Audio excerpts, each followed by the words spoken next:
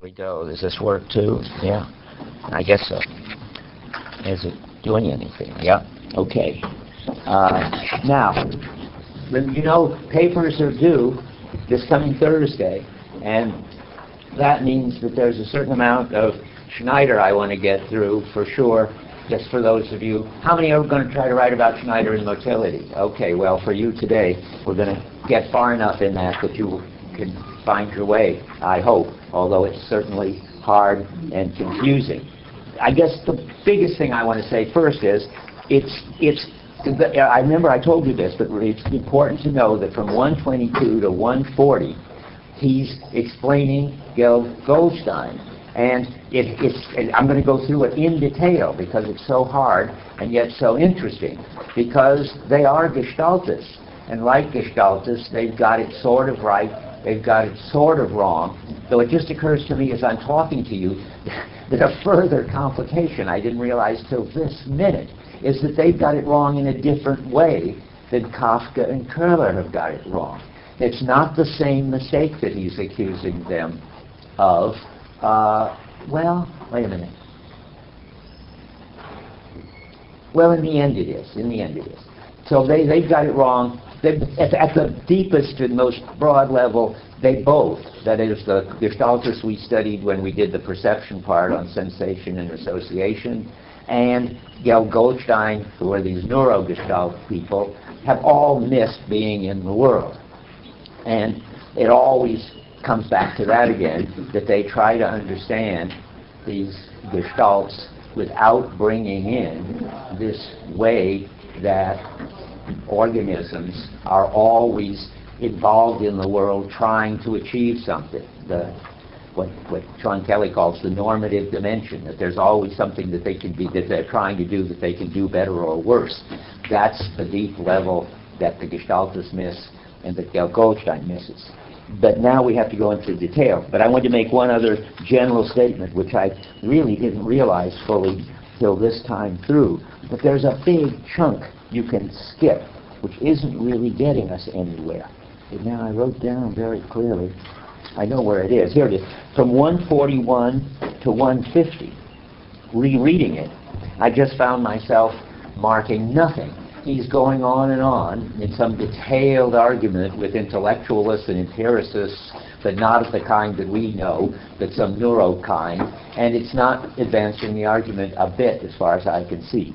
So you don't have to skip it. In fact, of course, I would recommend that you read it, because maybe there's something in there that I missed, that I don't see anything in there you need to know.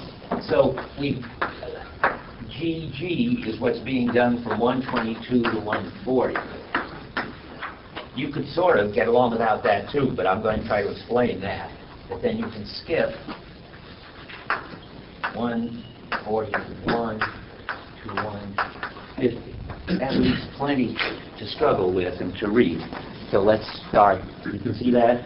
Okay. And now, let's go to going into this in detail. As soon as I find the first page, it's vanished. There it is. Okay. So, first we have to look at what Gelb and Goldstein think is normal. And they've got a fairly okay view of the normal phenomena. But they've always got, well, can you close the door, Rick? There's a big wind across. Gets too, leave the windows open when everything's open and it's a big wind. And if it gets too cold on the people by the window, you can close that too. Okay, so let's start with page 125. I'm going to have to stick very close to the text because it's trying to unravel the text that you get into all of this. So it's, well, really at the bottom of 124. They're basic, let me again give you the big picture, that they try to understand normal human beings in terms of having both a concrete, tactile, grasping attitude and an abstract, visual, mental, standing back attitude. And in normal people, both these attitudes are fine. And they work together by a kind of, quote, mixture, which Merleau-Ponty thinks is a completely inadequate way of understanding how they work together. They're not a mixture, they're two aspects of this deeper thing called being in the world according to him. And you can't get that by stirring together these two abstract, and I want to save that word for him, these two modes that are aspects that Gelb Goldstein singled out. Not that they're wrong, he says in one place. It's just that this way of thinking about it is too abstract because it leaves out, again, I have to use the word abstract.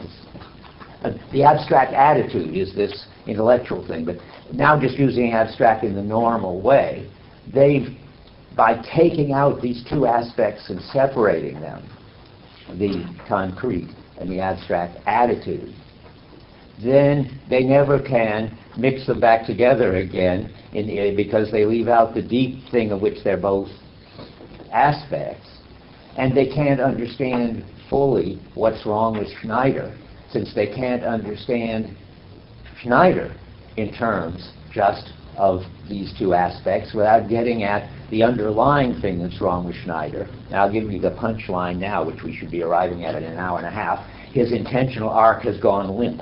If you see what that means, you see that that's supposed to be the real meaning that explains all of his problems. Okay, but now we have to get there bit by bit. I just didn't want to lose you. At the bottom of 124. On 124 and 125, we're all now in Gelb Goldstein, and we're looking at what they understand as the normal and how they see that in terms of these two attitudes.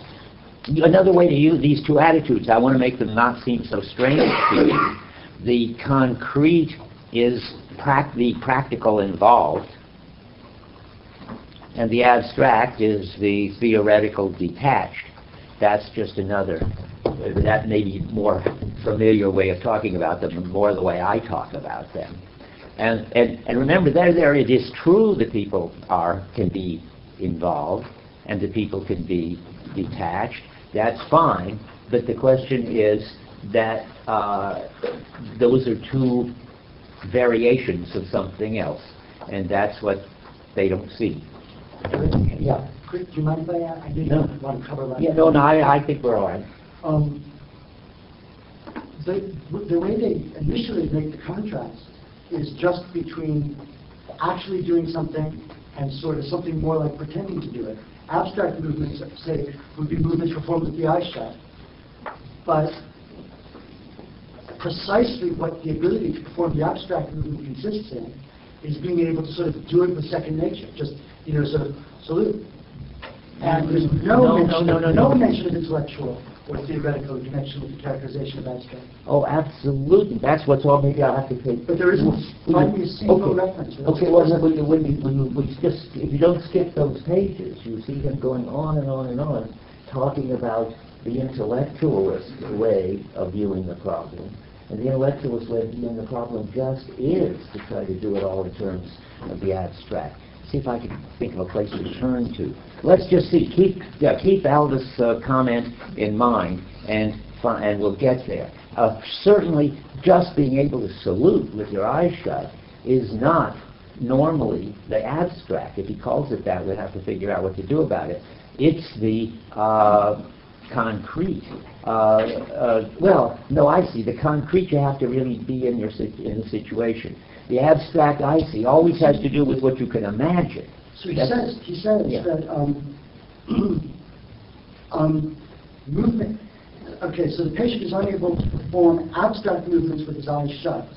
Movements, that is, which are not relevant to any actual situation, such as moving arms and legs to order, or bending and straightening the face. Yeah, that's right. But that's all theoretical. That's all. Why? Why? Because it's not relevant to any situation. It's desituated. The essence of the theoretical, the way I'm using it, is not to be involved in a concrete, practical situation. So imagining things. What? The abstract movement is characterized as a movement that you're performing in a situation that you imagine. So you're not involved in a real situation. Well, you are involved in a situation. No, That you you're do. imagining you're involved in a situation. That's You're different. involved in an imaginary situation. That's right. Okay. Because And being it's a form of involved. involvement. No, being You're involved. throwing out. You're No. throwing out your world. Yeah, you're sure to project the world in either. But if you're involved in an imaginary situation, or imagining you're involved in a situation, that's not practical hands-on activity. You're not getting any feedback. You're not getting any, you can't fail to get a grip. Try to, imagining getting a grip on your coffee mug, or imaginary, or getting a grip on an imaginary coffee mug, it comes to the same thing, is not the same as actually getting a grip on it. Here's one way to say it, only this is not in here, but it might help. I know this might help a lot, might just blur things. In Milner and Goodale, who are these people who are the interesting ones who actually videotaped people's hands when they were getting ready to go out the door, and actually showed how their hand was magically at the door for as soon as they formed the intention to go out, meaning their hand began to take the shape of the doorknob as soon as they got ready to go out, which is terrific. I also discovered something which I haven't mentioned, but it's now become very interesting. You can also say, imagine that you're just getting up and going out the door. What do you think happens to their hand then? Well, it's hard to picture, but it takes a sort of a door shape, but not an actually concretely relevant door shape. That's very interesting. That shows that the attitude of imagining going out the door is not like going out the door or getting ready to grip an imaginary cup. Your hand will sort of get somewhere, but if it's getting ready to grip your coffee cup and drink your coffee, it has to get exactly right to get where the handle is and everything. That's different. And now, we'll just have to read things. Just one last comment. I think that Schneider's problem is that he cannot perform abstract movements without taking up a theoretical stance on them. But it's not the definition of abstract movement that it requires that you take up a theoretical stance. There is a real contrast there. I'm not questioning the contrast you're drawing. But the contrast between concrete and abstract is a contrast between two different kinds of normal lived experience. Two different kinds of ways of normal lived experience. That's right. And Schneider can't do the abstract. Schneider really can't do either one of them right. That's why it's so hard to follow. He can't. He does have a certain abstract, a very weird abstract. Remember, he has to do as if he was a computer, figure out where his arm is and where his head is, and bring his arm in relation to his head when he's imagining saluting. But that, by the terminology in this chapter, seems to me, that is all given as evidence that he's unable to engage in abstract movement. He does this weird flexion, muscular... Well, yeah, both are right. I mean, I think. I mean, both have this peculiar character, which is what I want to talk about. There's a sort of a right way to do abstract, and what normal people do, and then there's Schneider version of it, which is somehow a broken down, distorted version of it, so that he has to find his hand and find his head and bring his hand in objective space to his head. That's abstract, all right, but it's not the way people imagine the saluting. And he has to figure out analogies. Remember, when he's behaving like a computer, he's certainly not in the concrete attitude. And he's certainly not in the normal abstract attitude, because he's not normal. But I think he's in the abnormal abstract attitude. But maybe that's not the way they talk about it. Well, let's look. Yeah. Yeah, and this is kind of a point Alba mentioned last week. I think it's really important, I think, to pay attention to how, at least when Gelb and Goldstein talk about it, it's just about abstract and concrete movement. And I think bringing in attitudes is complicating things. I did find a passage where he does talk about attitudes, yeah, but it's not till later on. So I'm not sure what the relation is between them. The easy, what you make in the concrete attitude or concrete movements, and what you make in the abstract attitude or abstract movements, I don't see any big deal. I think it might be a big deal. Well, then tell me how, or maybe we don't know yet. Well, keep an eye open. Okay, well, one thing I think is that, well, by talking about attitudes, it's kind of, I just hear a kind of Heideggerian take where it's like the fear, and not what's actually I going see. on. No, that would be giving them too much credit. That's yes, right. That's what I'm afraid of, yeah. I see. Well, keep your eyes open. I'm pretty sure that concrete and abstract attitude are their terms. And we have to just get used to that. Well, and the movement is the one that's... Well, so is attitude, no? It's not, well, I don't see attitude. Well, you said you found it. I found one place, well, way so at the end. but it's their term. I mean, and the fact that it's their term, and that I don't know whose term it is. I mean, it might just be Merleau Ponty, but I guess I want to go back to the previous point on this page. There is this important distinction of abstract movements that Schneider can make with his eyes open versus abstract movements which he cannot make with his eyes closed. So, I mean, I feel like that's the important distinction to get clear on. Why is that important? Well, for one thing, that's how the problem is introduced. And so we want to know what Schneider can and can't do. We want to really try. He can do the abstract movement with his eyes open in a very weird, contorted way. Yeah. He can't do the abstract movement with his eyes closed. Well, that's tied up with the role of the visual in it, which has got some very important thing.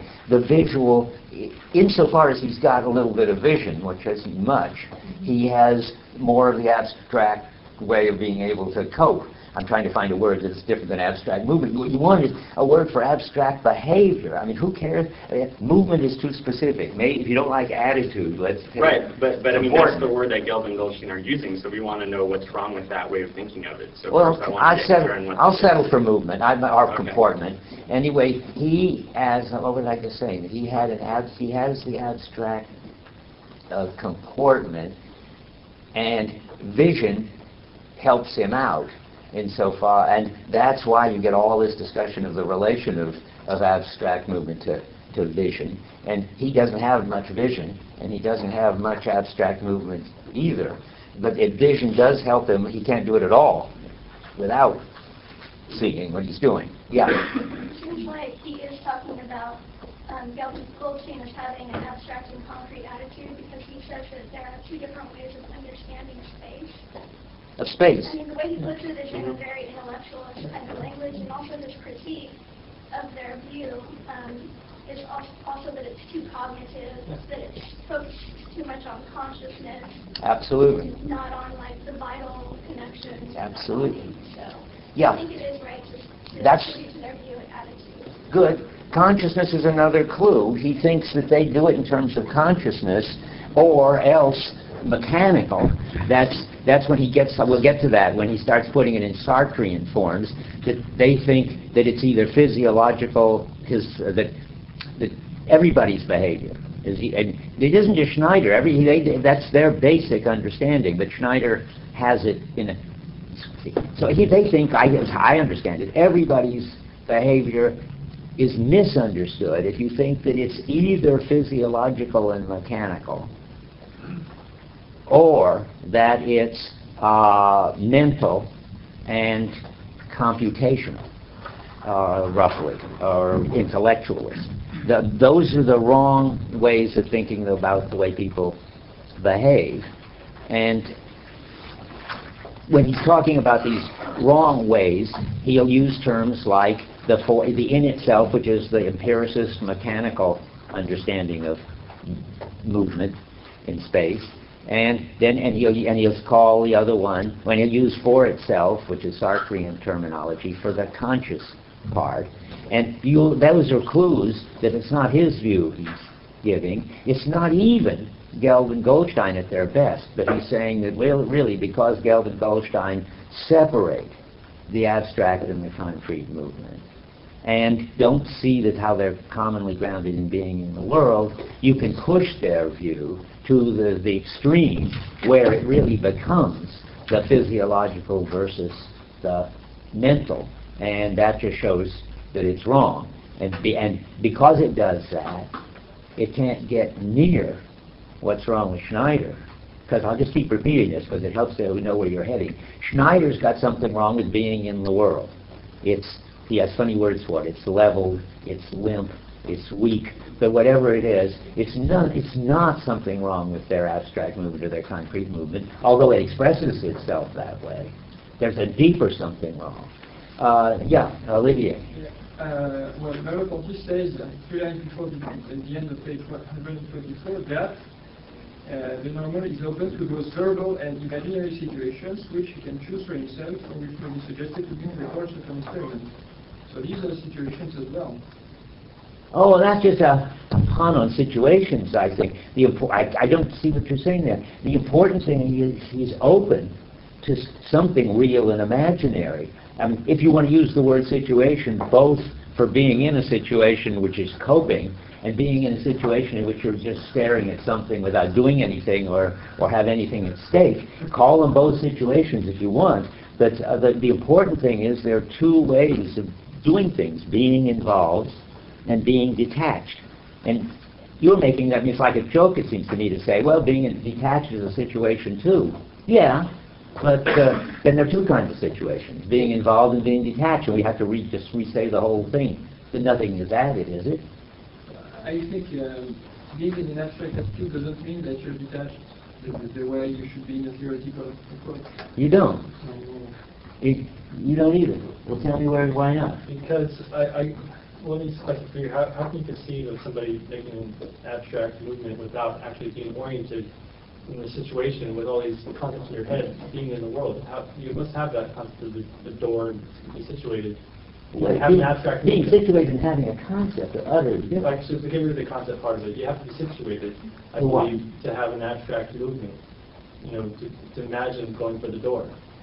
Pretty minimally situated. If you have to find where your arm is and where your head is, your body is your body is just a blob, and your directedness is very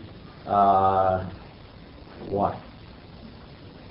Well, I mean, remember what happens. Your directedness is either sort of totally mechanical, in which you just go to the door in a completely involved way, or it's so unsituated that, well, or what? Or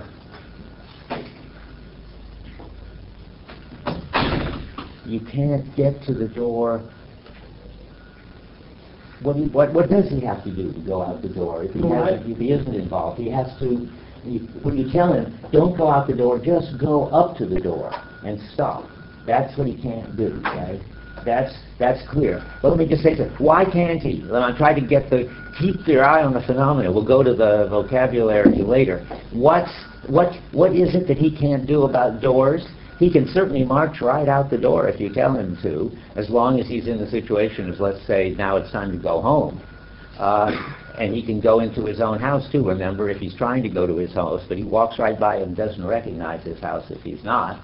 That is, that when he's in the concrete situation, he's just like an animal. He's totally involved, and he has no other options, and he can't stand back. That's what it is to go out the door for him. What's so funny is that you can tell him, well, just go up to the door, but not out of it. And he can't do it. Why?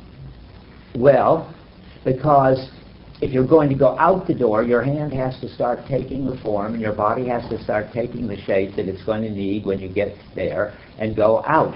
If you tell him you're going to go to the door, but you're not really going to go out, then his hands and body can't take the right shape, and he can't go. He can't do it, as I understand it. Wait, first him, then I'll. Okay, go ahead. I think, like, when Ponty says the abstract situation, like, on page 155, he describes how Schneider can place himself in an imaginary situation, something that's not completely concrete, like grasp this or do that or the other thing. Like, right. In the experiments with Goldstein, like, he puts Schneider's in a concrete situation because he actively is willing to participate in the experiment. So if he's like, when he's trying to perform a concrete task, he's still kind of messed up because of the intentional arc is messed up. So he still has to do all these preparatory movements and stuff like that. But in terms of the abstract situations, he can't comprehend it at all. Oh, he can in his peculiar way. He could figure out that something's a triangle by feeling that it's got three sides. He could figure out that it's a metaphor by saying, well, it's hearing and seeing is done by sense organs. That's why it's a metaphor. He can do that abstract stuff. It's just very peculiarly unrelated to any feel for how you normally involvedly deal with triangles or metaphors, I think. Well, he has to, like, to do the abstract, he has to bring it into a concrete situation. Like, he has to actually trace, like, a triangle or something like that, and then he can be like, oh, a triangle has, you know, this, that, and the other. Like when Ponty was describing how the patient could add and subtract and do all that, but didn't have the concept of a number. Like, 5 plus 4 minus 4, they said, well, 5 remains, but they didn't understand that the plus 4 minus 4, like the abstract concept right there. Like, because numbers were just a sequence of things that you count in the moment in a concrete situation, but you couldn't see it like abstract. And I think that's because his intentional arc is messed up and doesn't have the background, can't unite the past, present, and future. Like. Yes, that's always because of that. But all we're discussing, I keep thinking, is sort of terminology. Are you going to say that he hasn't got any abstract attitude because he can't do these things, or his abstract attitude is sort of utterly minimal and computer-like? It's like saying, does he have the concrete attitude if he can go out the door but he can't go toward the door and stop? I would say, in both cases, maybe I'm all off on this and I'll learn a lot. In both, he has some kind of pathetic parody of the abstract and some kind of pathetic animal-like parody of the concrete. It isn't as if he doesn't have them. He can make his wallets, but he has them in ways that normal people don't. And the question is sort of, what's missing? And Gelb and Goldstein really say, I think, listen, pay attention to this, what's missing is the right mix of the two. There's a footnote where he catches Gelb talking about we need the proper mixture of the abstract and the concrete, and Schneider doesn't have it. But of course, and immediately Merleau-Ponty says, surely that's not going to explain this weird pathology. And then he catches Gelb saying in another meeting, well, I was wrong about that, I shouldn't have said mixture. But the problem is they don't have anything else to say because they don't have this fundamental thing of which those two are aspects. Okay, Southie and then Alvin. Yeah. I don't know his name, but... That's Olivier. Okay, well, he was saying that how in both cases, in the abstract and the concrete, there is a situation, but in the abstract case, it's an imaginary situation, and you think the point he was trying to make is that both in the normal person, you can have abstract and concrete, like you can have them both because they both concrete in the world, but in different ways. So, I mean, they both require like situatedness, but one of them creates its own, so it's just like two different things. For normal people, yes. So that's what he was trying to say. They're Well, both situated. I guess I'm only worried about the word situation. I'll give him the word situation, but then we need a new word for what I was calling the concrete situation, where you're involved in actually doing something. Call that situation A. And another situation where you're not involved in concretely coping and doing something, you're imagining things and so forth. If you want to call that a situation, call it situation I, the imagining. It's just a question of words. They're just two different things you can do. You can cope in an involved way, or you can cope in a way which is not animal-like, not grounded in some task that is going on. Well, task is ambiguous. They're all ambiguous. But the phenomenon isn't ambiguous. It's clear enough that there are two kinds of tasks as well as two kinds of situations. You cope in both. What? And you cope in both. And there are two kinds of cope. So don't worry about the vocabulary. Worry about the phenomenon. What matters is that what we're dealing with in the text is not a two-way bifurcation of the phenomenon. There's three different phenomena, all of which are in play. And we don't want to get caught up in the vocabulary, but I think it's important to see that there are three different... Tell me the three. Well, the three are, the first is world-solicited behavior, which is concrete. That's it. Okay. That's what he calls centripetal. He uses that term. Yes, because it's coming from the world inward. That's right. And then there is centrifugal, Right. which is where the background is thrown out. This is all on page 127. Right. The background is thrown out or imagined. Right. And that's abstract. Right. Both of those are forms of normal behavior. Both of those are forms of situated behavior. Both of those are forms of lived experience. And then there's a third contrast. Yeah. Even though there is a difference between the door soliciting me and my imagining the presence of the door. Those are different. But the third contrast is where I must use my intellect and my vision to find my arm, flex my muscle, and go through the motions that my mind tells me I would perform if I were engaged. And he nicely appeals to all three on page 127 when he first describes a situation where I'm waiting to a friend. Yeah. Oh, yeah, I remember. Okay, And fine. then he says, if I then execute, quote, Yeah. the same movement, Mhm. but without any present, that is to say, not in a concrete situation, No friend, yeah. or even an imaginary partner in my mind, that is to say, it's not an abstract situation, Mhm. but treated as a set of movements in themselves, Mhm. if I perform a flexion of the forearm in relation to my upper arm, with a supination of the arm and a flexion of the fingers, my body, which a moment ago was the vehicle of the movement, both in the abstract and in the concrete case, now becomes its own end. Its motor project is no longer directed towards someone in the world, but towards my body itself, towards my fore and upper arm. And so that's the third class. So there's these few distinctions.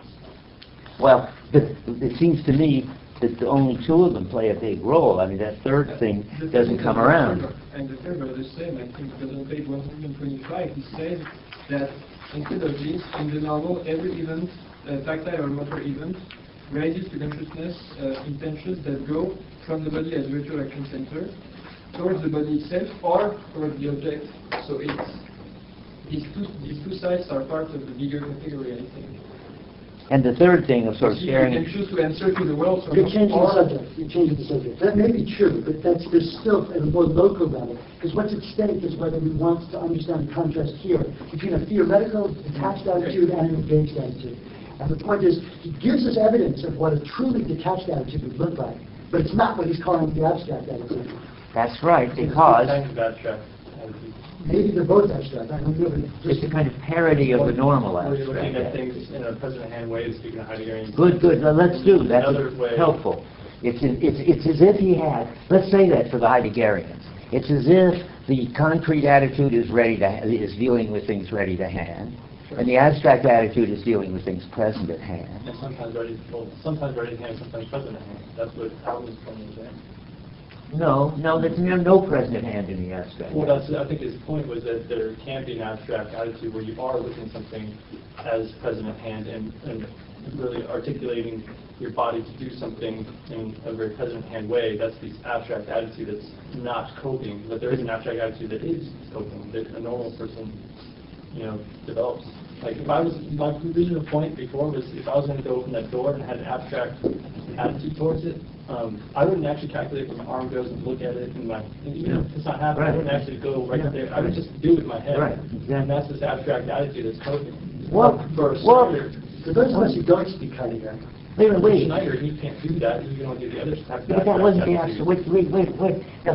If you're just going to go out the door, that's not the abstract attitude of coping. That's treating the door as ready to hand. Imagine going out the door. Imagine going out the door. If you imagine going out the door, you're in the present at hand business. Well, my point was that usually when I imagine, right now, imagine I go out the door, I'm not calculating, I'm really looking at that door handle. Even in my imagination, I'm just kind of doing it in my imagination.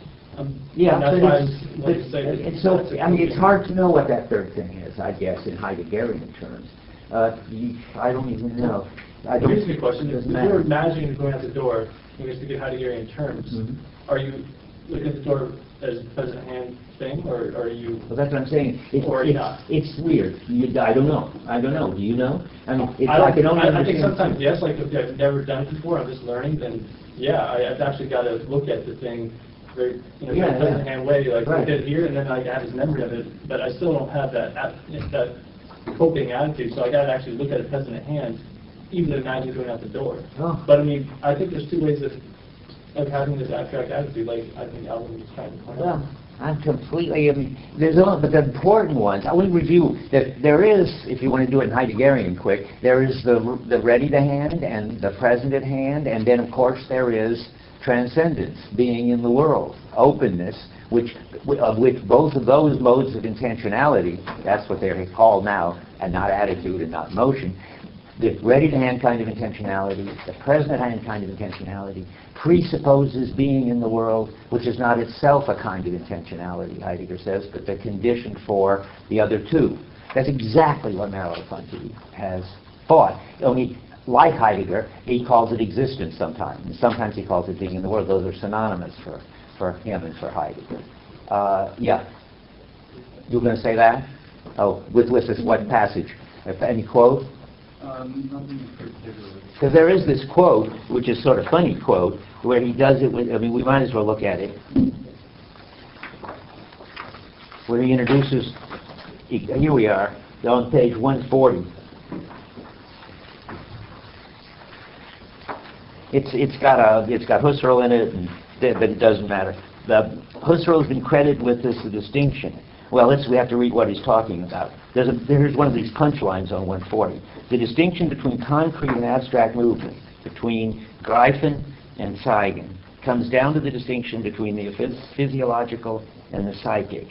This is not his view. Existence in itself and existence for itself. That's wrong. That's what happens if you push Gelb and Goldstein with their mixture to the limit. And then there's the footnote. Husserl's often been credited with this distinction, which is a bad distinction. In fact, it is found in Descartes and Kant.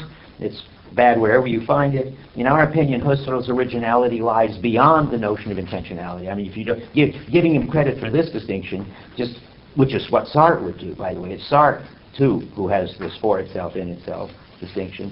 That's not important. If Husserl's got anything right, it's to be found in the elaboration of his notion of the discovery beneath the intentionality of representations, a deeper intentionality, which he's always claiming Husserl's got, but which I'm not convinced Husserl's got. But anyway, what others, and this is the funny part, have called existence. Who's the others? That's Heidegger. That's the deeper thing. It probably shouldn't be called deeper intentionality. At least Heidegger won't call it that. But it doesn't matter. It's this deeper thing that makes the two normal kinds of intentionality possible. And skipping a little, the next footnote sort of gives away where he is. That it says Gelb and Goldstein never named the third term between the psychic and the physiological, between the for itself and the in itself, to which their analysis always led them, and which we call existence. So now he's taken over the Heidegger term. It's very confusing. That's why I want you to look at this quote. It's unfortunate that there's just two different meanings of existence right next to each other. There's existence for itself and existence in itself, which is the Sartrean, Cartesianized, Husserlian understanding of the two modes of being. And then there is existence, the way Heidegger uses it, which is neither of those, neither in itself nor for itself, but something deeper which makes them possible. And unfortunately, that's also called existence. I can't do anything about it. Everybody's claiming the word existence, except maybe not Husserl. I think only Sartre. See, Sartre, just to get you have to understand just for a minute that the way things develop is absolutely peculiar in the history of continental philosophy at this point. Husserl has his view, which is, I think, basically Cartesian, basically for itself in itself talk, and representation, intentionality, transcendental consciousness, and so forth. Heidegger reacts against that, develops his whole notion of being in the world and existence as more basic than any kind of intentionality. And then, the funny thing is, Sartre comes around, and being French, and unable to think outside of Descartes, at least in those days, Cartesianizes Heidegger, turns it back into consciousness and objects in itself, for itself, and links up with Husserl. So that Sartre can be thought of as sort of existentialized Husserl. And Husserl thought, there's one other peculiar twist, that Husserl thought that Heidegger was existentialized Husserl, but never mind that. The main thing is that to see what Husserl looks like when put in existential terms, you look at Sartre.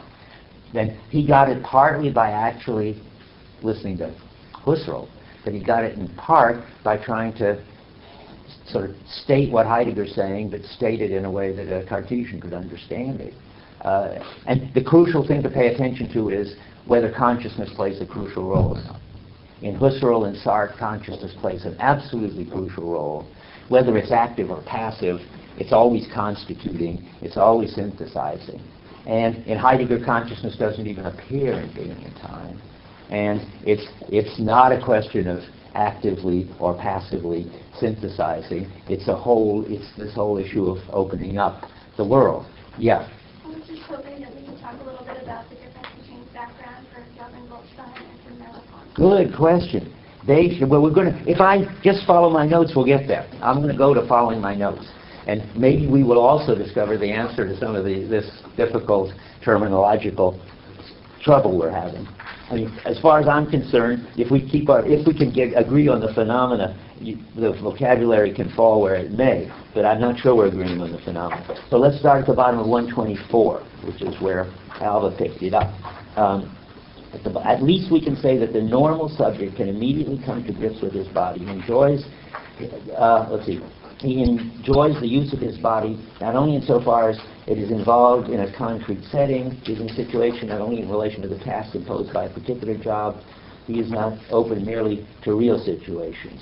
That's what got us into this discussion, and that's true. But the normal person is also involved, and this is very important, in the concrete setting. And he also has this other use of his body, which I don't think makes much difference here. For over and above all this, his body is correlated with pure stimuli devoid of any practical bearing. He is open to the verbal and imaginary situations which he can choose for himself or which may be suggested to him in the course of an experiment.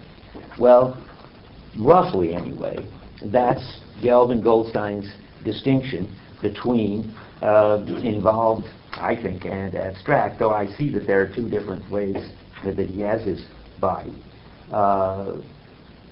I don't think it's going to turn out to be important, but we will see. On 125, there's more about the normal, about 50 lines. And in the case of the normal subject, the body is available not only in real situations into which it's drawn, it can turn aside from the world. You see, let me just gloss it the way I understand it. The real situations in which the body is drawn is what I call involved. I was calling situations, but let's call them real situations. Hooray, we've got a vocabulary now. Real situations means a situation in which you're really doing something, you're not just imagining it. You're coping actually.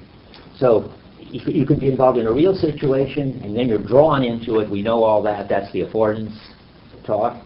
It can turn aside from the world. I call that the disengaged attitude, of which theory would be a part. But let's call it turning aside from the world. Notice he does, and that's called. He doesn't call that a situation here. If you did, you'd have to call it an unreal situation. He can turn aside from the world, apply its activity to stimuli which affect its sensory surfaces, lend itself to experimentation, and generally speaking, take the place in the realm of the potential. And now that's fine. That's what I think of disengage. It is because of its confinement within the actual that an unsound sense of touch calls for special movements and so forth.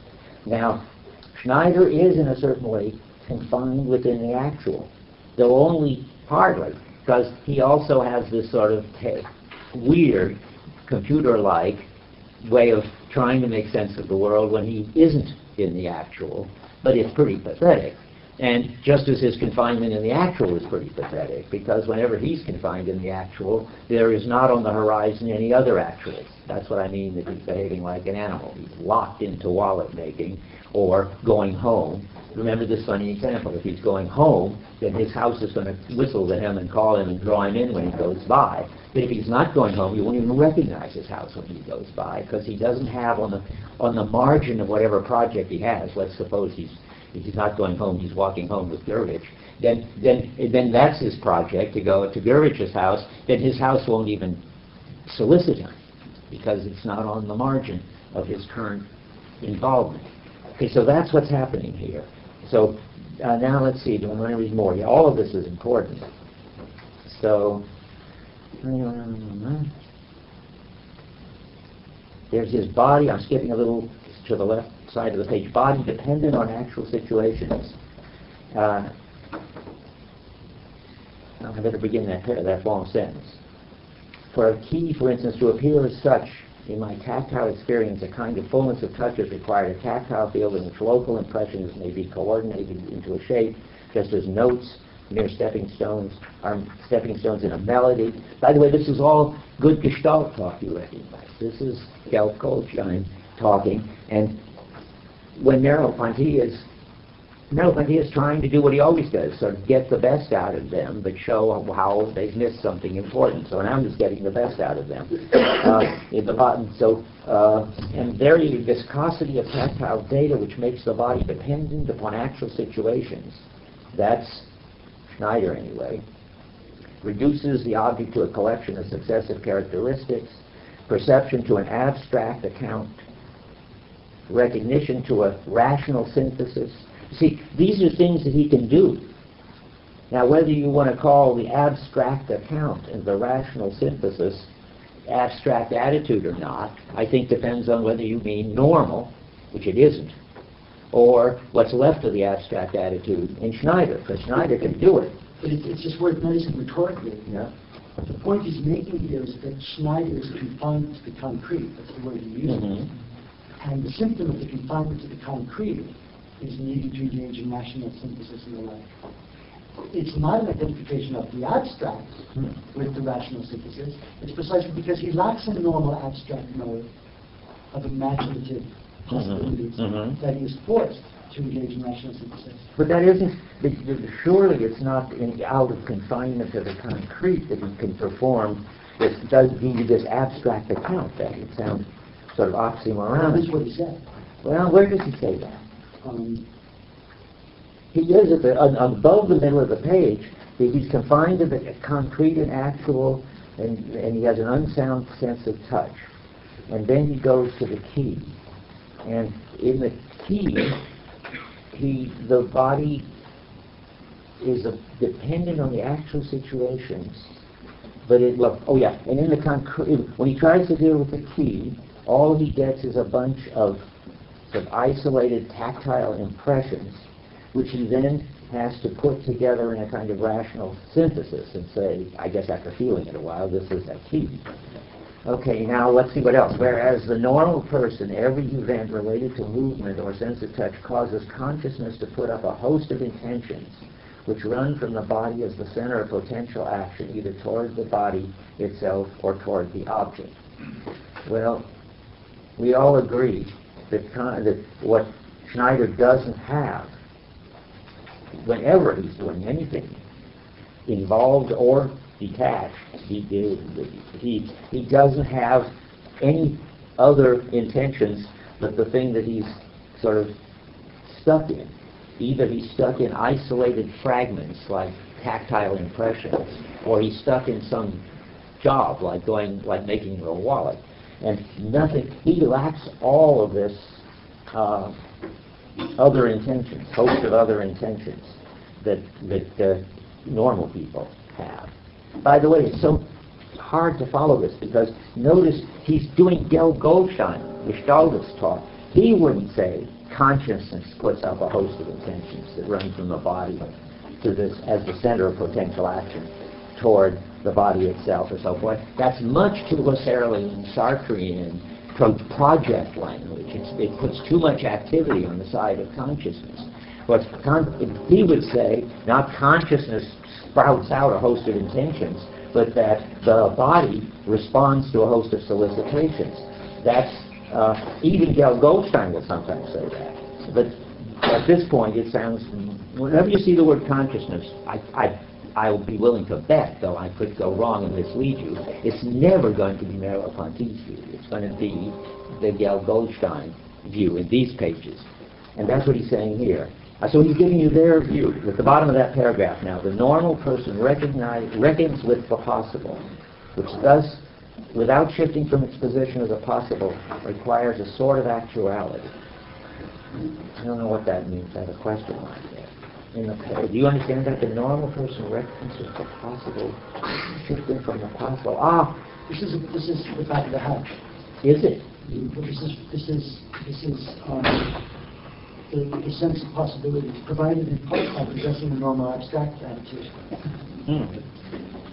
Reckons with the well, if it is, then it can't be for him. At least the back of the house is never possible, but actual, if you know the house. The normal person reckons, I don't know what that means. I really don't. Let's try the next sentence. In the patient's case, however, the field of actuality is limited to what is met with in the shape of a real contact or related to these data by explicit process of deduction. Well, there you get the two. Real contact is the broken down version of the engaged actual, and putting it together by a process of deduction is Snyder's broken down version of the abstract rational, and people have something in between. I don't claim to have understood that very well, although I don't think I've betrayed it either. So they think Schneider has an impoverished concrete because he lacks the abstract. That's what I think, that's what I've just been reading say. That if he didn't have all this possibility, if he couldn't also bring in an abstract account, he couldn't do what he's doing. I'm going to go fast over this because I want to get to the end, and we used a lot of time.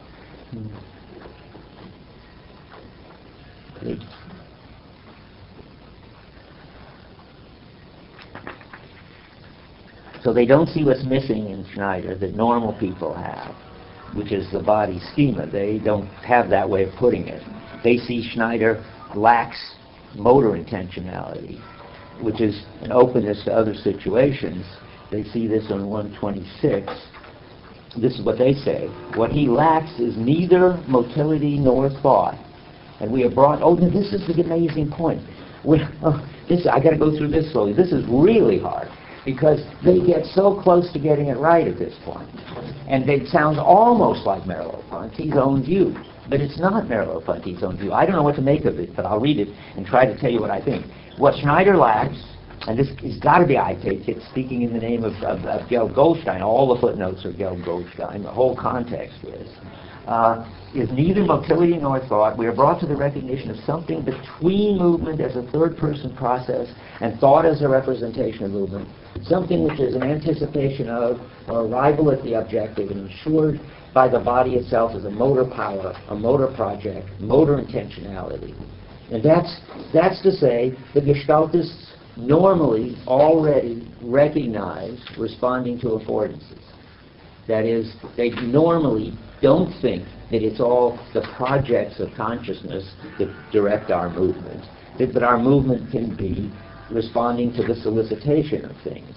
So, but Schneider lacks that, it looks like, though I can't believe it because I would have thought that's what he had. So let's go on. The patient either conceives the ideal formula of the movement or else he launches his body in blind attempts to perform it. Whereas for the normal person, every movement is indissolubly movement and consciousness of movement. You see, that's a bad way to put it. Mixture of the physiological, mechanical on the one hand and the mental on the other. That's what they seem to think motor intentionality is. I guess I'm trying to think this through. It looks like they have the phenomenon of motor intentionality, but they don't have a way to express it except by saying that it's a mixture of movement and consciousness. But and I think that's right. I think that's remember I said the criticism of the Gestalt people is always they've got the phenomena right, but they've got the wrong way of describing it. And that's what he's saying here. And now comes in the background. They've got a notion of background, but it's not his background, I think. So let's look at it. This can be expressed by saying that for the normal person, every movement has a background, and that the movement and its background are moments of a unique totality. The background to the movement is not a representation associated with it, but is immanent in the movement, inspiring and sustaining it at every moment. That's good Gestalt thinking. The plunge into action is, from the subject's point of view, an original way of relating itself to the object and is on the same footing as perception. Okay. Light is thus thrown on the distinction between abstract and concrete movement. The background in concrete movement is the world as given, whereas the background to abstract thought is built up. So there's top-down background and there's bottom-up background, and it's certain that Merleau-Ponty says that, remember, his notion of background is supposed to be deeper than and take account of both kinds of background. I read that quote last time. So they're ready to say that when you're concretely engaged, you do it, you have motor intentionality on a background. And when you're abstractly thinking, you have mental stuff going on a mental sort of background. What they can't say is that all of this is always in a bigger background, namely the organism trying to get an optimal grip on the world. That's not even in here as a candidate, and that's what's missing for them, I think. So then comes the motion to the friend, and we've done that for both form systems. Okay. Let me see where I am and what I can skip. I think that so there are two backgrounds, and that's as near as the Gestaltists can get to getting it right, I think. I want to read now on 129.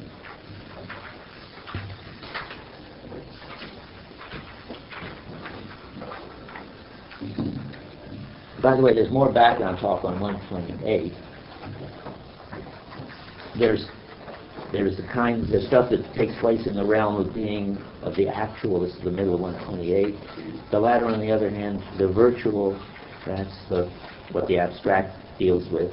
The first adheres to a given background. The second throws out its own background. See, these are not the background that Heidegger and Merleau Ponty want to talk about. So anything else? Okay. So now on 129, about 5 lines down. The reason is that all these operations require the same ability to mark out boundaries and directions in a given world. Where are we talking about? Well, lots of things that he's listed. I hope we don't have to go back and get them. To establish lines of force, to keep perspectives in view in the world, to organize the given world in accordance with the projects of the present moment, to build into the geographical setting a behavioral one, a system of meanings outwardly expressive of the subject's internal activity. There, we're clearly not in Merleau-Ponty Heidegger. The idea of the subject's internal activity getting expressed outward. The whole conceptual framework of inner and outer is something Merleau-Ponty and Heidegger both deny. In Heidegger, the phrase is, Dasein is the world existingly, and I just read you a similar phrase in Merleau-Ponty, that we are perceiving we are the world. So this inner-outer talk is clearly something he won't buy. For the patient, the world exists only as one ready-made and congealed, whereas the normal person, his projects polarize the world, bringing magically into view. I used to think this was a perfect statement of Merleau-Ponty's position. Now I think it can't be. For one thing, it's in the Goldstein section. The two, projecting, remember, is always, I think, too Sartrean, not even too Heideggerian. It's Sartre's kind of understanding of Heidegger. It's an active, never mind what projection is in Heidegger. For Sartre, it's this kind of activity. Bringing magically a host of signs which guide action as notices in a museum guide the visit. See, that's Sartre, but that's sort of off. It isn't that the subject projects a meaning, which then gives things in the world significance. It's that things in the world just have significance and draw actions out of you. So the function of projection or summoning in the sense of the meaning and summons and happens person is also what makes abstract movement possible. And I guess, that's why I say this is hard. And I may be wrong, and I'm reading it differently than I used to. I used to think there's Merleau-Ponty stating his view. But I want to say now that 3 things suggest that's wrong. Then I'm saying it, and then you can figure it out on your own. 1, the footnotes are all together Goldstein. He's explaining their view of Schneider, and he's using a vocabulary, projection, subject, consciousness, which is not the kind of his vocabulary, I think. Yeah, I think you're right. And I in rereading this, when he uses those terms, geographical setting and a behavioral one, that's Gestalt psychology terms. That's exactly what he thinks is wrong with their account. Go say a little more about that. So the geographical setting would be, I guess, what we could call the objective world and corresponds to objective space. So the Gestalt psychologist would think that there's the real objective space that's out there. And we're, and the sense perceptions, and the behavioral setting or the behavioral environment is kind of the the virtual or phenomenal one, but not the real one. It's the one we project onto that. And That's so, the clue. Right, and so the reason why this is important is because, this chapter is on the spatiality of one's own body and motility. And it's these two kinds of spaces that we need to get clear on, the objective world space and the kind of space wherein we live our lives with an up and a down, a left and a right, the graspable space. And that's the kind of space that we need to recognize as being what's really out there. Okay, which is not a projection of the mind or subject or consciousness. I think the Gestaltists would have said it's not a projection of consciousness on to this physical, geographical space. It's the lived world, the real bottom line, which will call forth the appropriate actions from us. This is the pre-objective view. With, that's the rich space. That's it's interesting, though. I mean, I always get tripped up because the Gestaltists have the phenomena right of the world calling forth the action from us. But they think it's all it's a Cartesian way. Exactly. Keep saying this. The Gestaltists have the phenomena right, but they have the conceptualization of it wrong. They've only got the categories of conscious and physical world. They've got for itself and in itself, maybe. I don't know about that. Do they? I don't know whether they use those terms. I doubt it. They don't use the terms, but it's disguised. And so they come up with their own terms like geographical setting and everyone, but it's just Cartesianism. Okay, but it certainly seems always to be the right phenomena described in the wrong way. That's what I think this whole chapter is going to go on about. Ooh, 15 minutes. Yeah. So, I mean, when you mentioned stars in that paragraph on 129, it's like when you finish off the paragraph, it talks about moral requirements as an aspect of it, other than projection. So is he basically saying, I mean, with the critique of projection, that there's an ethical implication in that? No ethical. This is just utterly unethical. Why would you say that? But come and tell me in office hours or after class, because we're so far from anything ethical. I just don't understand. Well, his critique of projection, and if you're saying what you're saying is right, projection is the wrong category for understanding how meaning gets in the world. Let me put it, remember the museum. The mind does not put meaning in the world like putting signs in a museum. Meaning is in the world. Meaning is as in the world as you can get in a Heidegger, in the world. I mean, if you were asking where did the meaning get put into the physical universe, then you could say, well, maybe consciousness put it there. Who knows how it got there? In fact, well, never mind. But if you're talking about the world in which people live and act, they don't go around projecting onto this world meanings. This is what Ponty says. What's that? Ponty says that you could project meaning in the world. Really? Tell me where.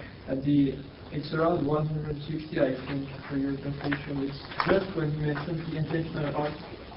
Let us say, rather, that the life of consciousness is underlined by an intentional art that projects around us our past, our future, our human. Interesting. Wow. Well, let me tell people where that is. This is on page 157 for us, because I was going to get to that and read that. Oh, is it? Yes. That's interesting. Interesting. Okay, that's a tough one. I don't know what to say about that. I'll have to go back to the drawing board, but I don't like it. Let me think of it, baby. See, I think let's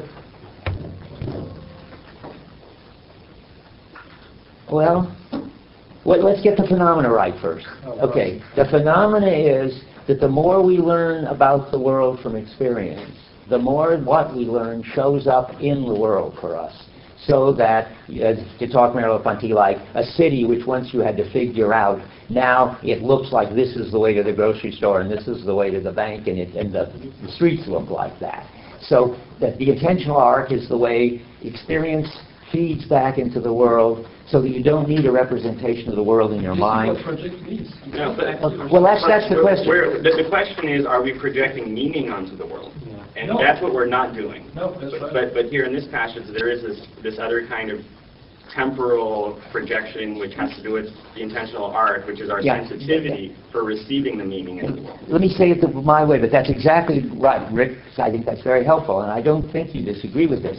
It's the difference is between a blank world that has no meaning, on which consciousness projects meaning, and the intentional arc, which is what I was trying to describe the phenomena. The world is already full of meaning, but as I get more and more experience, the world gets more and more meaning, And I'm sorry he calls that projection, but at least it isn't the kind of projection that Sartre talks about, where... It comes from psychiatry, actually. He says it somewhere in this chapter. Really? Well, I think it shouldn't be called projection. Psychiatry influenced by Heidegger, actually. Right. Okay, but it's wrong to call it projection, because projection really sounds like, when it's normally used by these people, all meaning comes from us and is put on the world. And we agree. In this passage, projection means, as I have experienced, my world acquires more and more meaning. And but it's through this experience that it has meaning, so the meaning is not there before you experience it. that's true, and it's so subtle, but it's so different, fundamental. Consider again, it's like this blank world in which consciousness puts up these signposts to tell you where to turn in the course. Let's take the city. It's a funny difference. It's as if the city were just the sort of geographical setting. It had these buildings and streets, and then consciousness projects on that, turn right here to go to the grocery, turn left here to go to the cleaners. And that's close. That's the way Sartre thinks about it, I think. But what Merleau-Ponty thinks is, well, it's true that when I come to the city, it already has a lot of meaning, but as I cope with it, it gets more and more, and this street comes to look like the way to the cleaners and the way to the soap. And now, the only difference is, instead of saying consciousness projects onto the city that meaning, what he says is the lived body, in coping with the city, gets a richer and richer experience of the city. And that's called the intentional arc. Now, are we disagreeing about that? I'm just trying to get the distinction. I don't think we disagree, but I think the important thing to have in mind is that from Ponty, there's a third realm between pure consciousness and pure mechanistic approach. But still, there's a discrepancy between the body and the consciousness. And the body is here before the consciousness. So you're not conscious that your body is here projecting significations in the world. The lived body. So the feedback is being had by the consciousness. So the consciousness thinks that the significations, the meaning, are in the world in an almost objective way, because they're here because the body is in the world. So it's like the consciousness doesn't understand, cannot grasp the fact that the body is in the world before the consciousness. I see what you mean. I mean, what he's saying is, that's what Sartre is missing, in other words. If you don't have a sense that the lived body, outside of consciousness, can be responding to meanings and feeding meanings back into the world, which is what the intentional arc is. Then you have to think that you have consciousness gave meanings to this meaningless world, which is what Sartre does think, and Kant. I mean, all intellectualists think it, because any intellectualist sees that the world is full of meaning, and they wonder where it came from, and it couldn't have just come from the physical world, so the mind must have put it there. That's a mistake. But it's true that something put it there, namely the body put it there, and now the only problem is that it'd be unfortunate to use the word projection for both of these, but he did. And so now now Eric, yeah. He says himself, same things that the present man is still projection. Oh, really? Really? Where's that? Just a few lines above where you just Really? Well, show me. I'm delighted. But then why does he use it? The projector is not good. Yeah. I'm lost yet. Which page you on? Which page? Give it The same page? And which page? Which page? Same page. Where he introduces 157 of this. What are you on? You got the old one. No, just the one. 136. 136 in the other one? Where is the intentional arc introduced? But I still don't see it, and I think it's so funny that... It's not projected. Okay, searchlight, thanks. Searchlight, where's searchlight? Oh yeah, okay, searchlight is inadequate. Is that projection? Yeah, well, in French it's projecteur. Interesting, what a sort of joke, but okay. The idea of phenomena is the same. I mean, it's something, the searchlight has the light in it and it puts it onto the objects which are intrinsically dark. That's Sartre. But in Sartre language, the for itself gives all the meaning to the in itself. And Goldstein, it's the what do you call it, gives the meaning to the geographical... It's like Kafka. What do they call the other thing? The geographical environment and the behavioral environment. I see, okay. So, Okay, but good. We've got something here anyway. So now let's read it again, because it's a very important quote. And it's sort of summing up what we've just been saying. The life of consciousness, cognitive life, the life of desire, perpetual life, all of that is... What? Perceptual. Yeah, what did I say? Perpetual. Very funny. Okay, perceptual life is subtended by an intentional arc which projects around about us. And that's, now you have to understand that, to me, always already has projected and goes on projecting. Put it in the Heidegger chart. Always already projects and goes on projecting around us our past, our future, our human being, our physical and ideological and moral situation, or rather, which results in our being situated in all these respects, situated in this engaged sense of situation. It is this intentional arc which brings about the unity of the senses of intelligence, of sensibility and motility, and it's this which goes limp in illness, that is, in Schneider, particularly, in this case. Let me see, as I said all this, you may say it again, it's so important. I mean, you see what he's doing. He's saying the whole view that somehow, either the whole world, that we have a representation of the world, and as we learn more and more about the world, we update our mental representations, which is the cognitivist view, or that we have this conscious capacity to project meanings onto the world, which is the psychoanalytical or psychological view. I don't know who to attribute it to besides Sartre, but it's certainly not just Sartre's view. I mean, it's a big view. That neither of those views is right. We neither have a mental representation of the world, nor do we project the meanings onto the world. The world is, and this is how I put it in my computer book way back, the best representation of itself. You don't need a copy of it, and you don't need to give it meaning from scratch. The world is always already there, and giving you a whole lot of meanings and guidance, and gets more and more, the better you get at dealing with things. That's just a brilliantly right thing to say. You're not looking unhappy with that, are you? You look like you're unhappy. I think the problem is, I think you were saying that what I described is going back to dualism, for example, but the problem is that the body, as Merleau says it at the beginning of this chapter, the body is only a part of the system of the world itself.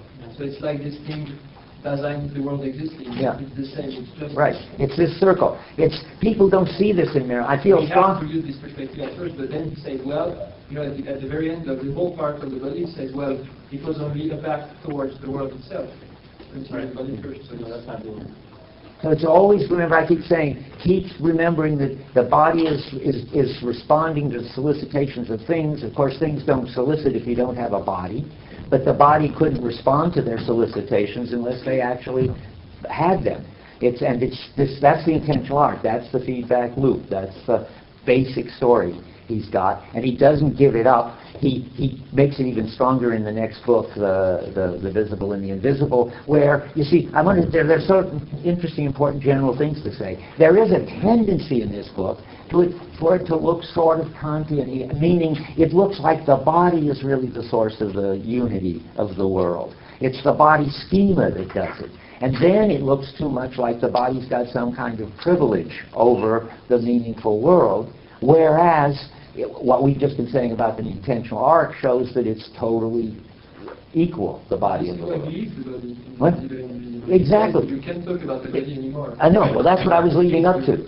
In The Visible and the Invisible, he stops talking about the body because the body has gotten too much over to looking like a constituting subject, an entity which gives the meaning to things and has some kind of prior unity which it projects on things. When he's at his best, he never says that, but he does sort of go and something like using the word project and so forth. And so when he writes his next book, which he didn't finish, he just drops the body and talks about the flesh, and the flesh includes the body and the world. It's that whole big gestalt, which he's always had his eye on, the big gestalt, which is bigger than us and the world. And so you see why, And then the people read the visible and the invisible, and they get it so wrong. They say, well, Merleau-Ponty has totally changed his position. He doesn't believe in the body anymore. He believes in the flesh. Well, he hasn't changed it. He's been true to it. He's taken it to its limit. He's cleaned it up. All you got to say is he's cleaned up his act between this book. Don't let anybody tell you, though I think it's all over the French literature as far as I can see. Merleau-Ponty made some kind of radical change, repudiated this book. You read that again and again. It's just not so. I'm glad we've got Olivier here to represent the good French reading of it. Yeah. I was just going to make a small point on the quote from 157 after you introduced intentional art. If you would just use the word orients after that instead of projects, it would make a lot more sense. Well, let's try that. Where is that about projecting? The life, the consciousness, the cognitive life. Oh, yeah. Life and desire. Okay. Which, oh, I see, which projects around us, which orients us in. Well, no, because he wants a word like projects. In this, don't forget that he is saying, quite sensibly, that it's because you get experience of the world. I mean, how will we put it? It's a tricky sub-thing, but your world looks different than my world. The city that looks perfect, easy to get around into you, looks like it's a puzzle to solve with a map to me. So there is some sense that each of us is putting our meaning into the world. We don't want to deny that. So at one level, and he's got this right in sort of, there is the body projecting around all of us, our physical situation. It's projecting around all of us our basic perceptual situation. It's projecting around us our shared moral situation, where his comment comes in. That is, our general sense of who's good and bad and what's right and wrong and what's disgusting and what's admirable and so forth, which we all share. Because remember, sort of, it's one perceives in me, one perceives the world, one perceives all these moral qualities too in me. But then there is also going to have to be my own past and future. Besides this general human setting, I don't know whether that's going to be in here.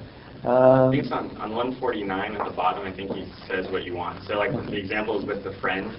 So, like a friend, like my mother, has a sense of whether I'm happy or sad with the tone of my voice. Okay. And this is part of her sensitivity to my voice, which you might not be familiar with. That's what I wouldn't hear. But right. There is this primary world. Where do you see that? Oh, yeah, the primary world. Okay, the primary world is the one I was describing. Right. And its secondary meaning carved out in the primary world. And so all I went on to this speech about is, but there is a sense in which I'm organizing, that is, enriching this world and responding to, maybe the better thing is to say the rich sort of thing. The world is already rich, but as I get more and more tuned into it, I can respond more and more to its richness. Let me say that again about the city. You could hear it two ways. I have to stop. You could hear that as I get more and more experienced, I project into the city more and more signposts, the baker's over here and the restaurants over there. Or you could say, the funny thing to say, but I think it's what Merleau-Ponty and Heidegger think, there's all this rich, and Gibson thinks, there's all this richness in the world. They're two different views, though. Who? Well, as you just said, I think Merleau-Ponty has this kind of more view that Olivia was suggesting, where we're kind of bodily giving meaning. I think he is a kind of Kantian in a bad way, that's another point. But then there is this other view, which is we're just getting more and more sensitive to the richness of the world. Keep your eyes open. I will, too. Are we constituting the richness, or do we just get better access to it? That's my question. Yeah. It does look like Merleau-Ponty, in this book anyway, thinks that we play a role in adding more and more meaning to the city, say.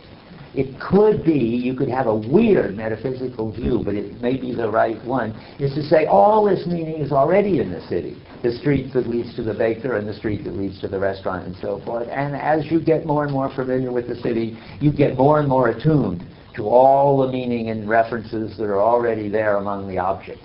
I think that that's what he would like to say, but I don't know anywhere where he says it. You look like you want to say, do you find any place where he says anything like that? No, that's not Merleau-Ponty. No, You don't think it's Merleau-Ponty? That's me. No, that's me. Okay, well, let me... And no one else probably. I have sort of, we were jumping around. We read the crucial quotes, I think. But I'll go back, and if we haven't, I will bring them in next time. I don't see what's weird about this view at all. I mean, how can you have